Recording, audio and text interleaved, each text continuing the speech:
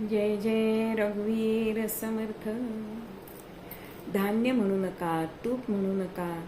अहो, अनेक गोष्टी ह्या नारायणामुळे घडतायत आणि त्या त्या वेळेला राणूबाई मुलाच्या अशा दिव्य लीला नित्य पाहत होत्या.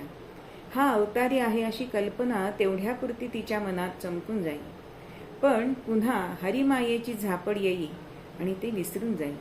एकदा असं झालं की राणूबाईंनी समर्थांना नारायणाला सांगितलं की ताक नाहीये, मग ताक हवंय असं मातेचं शब्द ऐकलेत अत्यंत मातृभक्त असणारे समर्थ.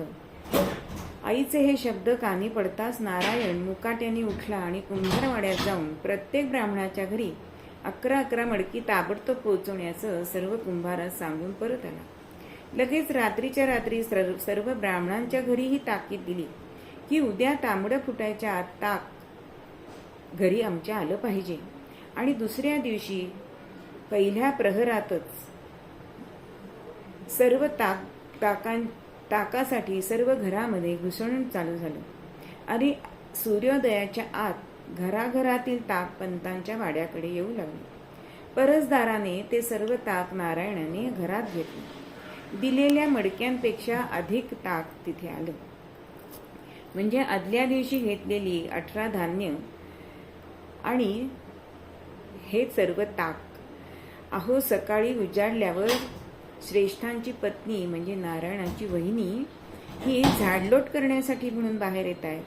तो जिकडे तिकडे धान्याचे ढीग आणि ताकाने भरलेली गाडगी मडकी दिसला. अगं बाई, हे काय असं बहिणी उद्गारल्या आणि भाऊजी म्हणतायत, माय हे आज्ञापात्र, आज्ञा ही परिपालन माझ्या मायेची. अहो, अशी ही आज्ञापालन हे क्वचितच दिसतं आणि समर्थांनी आपली मातृभक्ती आपल्याला ह्याच्यातून दाखवली. जय जय रघुवीर समर्थ.